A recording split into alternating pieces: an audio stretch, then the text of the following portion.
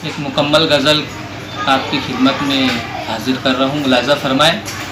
गज़ल का मतला है कि हो के मकबूल फ़लक से जो दुआ आई है, हो के मकबूल फ़लक से जो दुआ आई है, लेके रंगीन गुलाबों की कबा आई है, लेके रंगीन गुलाबों की कबा आई है। और हुस्न मतला है कि उसकी खुशबू मेरी दहलीज़ पे क्या आई है, उसकी खुशबू मेरी दहलीज़ पे क्या आई है, जैसे फ़िरदौस के रोज़न से हवा आई है, जैसे फ़िरदौस के रोज़न से हवा आई है।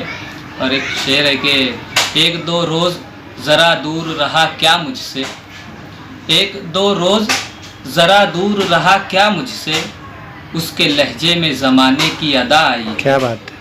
उसके लहजे में ज़माने की अदा आई है। अरे तज़मीन का शेर है कि रुख से आंचल तो हटाओ कहीं ऐसा तो नहीं, रुख से आंचल तो हटाओ कहीं ऐसा तो नहीं, जान लेने को दुल्हन बन के कज़ा आई। क्या बात है, क्या बात है। जान लेने को दुल्हन बन के कज़ा आई है। और मक्ते का शेर है कि आज फिर होश उड़ाया है हवा ने तालिब, आज फिर होश उड़ाया है हवा ने तालिब, आज फिर होश उड़ाया है हवा ने तालिब, उसकी पाज़ेब झनकने की सदा आई।